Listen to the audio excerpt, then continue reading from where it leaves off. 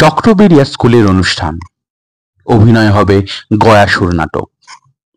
প্রস্তুতি চলছে, কিন্তু ছোটবেলার গয়াসুর চরিত্রের জন্য ছেলে পাওয়া যাচ্ছে না। অনুষ্ঠানে দায়িত্বে থাকা মাস্টার মশাই যখন খানিকটা হতাশ হয়ে ক্লাসে এসে বললেন, তোমাদের মধ্যে এমন কি কেউ নেই যে প্লে করতে পারে?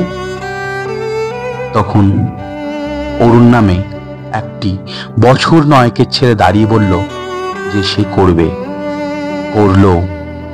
তা বেশ নজর কাড়ার মতো। হেডমাস্টার মশাই তখন তার পিঠ চাপড়ে বলেছিলেন, ওয়ান্ডারফুল, চমৎকার অভিনয় করেছো তুমি।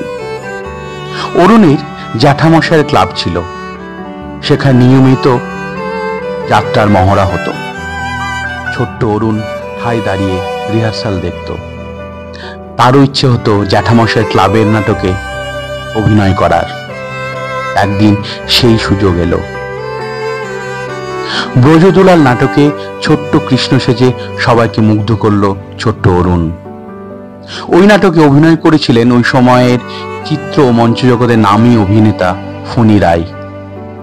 তিনি অরুণের জ্যাঠামশাইকে বলেছিলেন, তোমার ভাইপো বড় অভিনেতা হবে হে।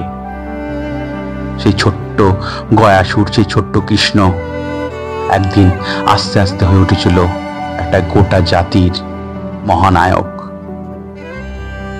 নায়ক অনেক এসেছে, অনেক গিয়েছে, কিন্তু সময়কে হেলায় হারিয়ে দিয়ে অনন্তকাল ধরে নিজের আসন কেউ এমন ভাবে ধরে রাখতে পারেনি। 50 বছর আগে যে গরিমা ছিল মহানায়ক উত্তম কুমার নামের, এখনো সেই গরিমা অমলিন। সময়ের এই ঝাপটায়, কালের নিয়মে এই নাম মলিন হয়ে যায়নি, এতটুকু ফিকে হয়ে যায়নি। মৃত্যুর 44 বছর পরেও চিরন্তন, শাশ্বত, সূর্যের মতো জ্বলে আছে।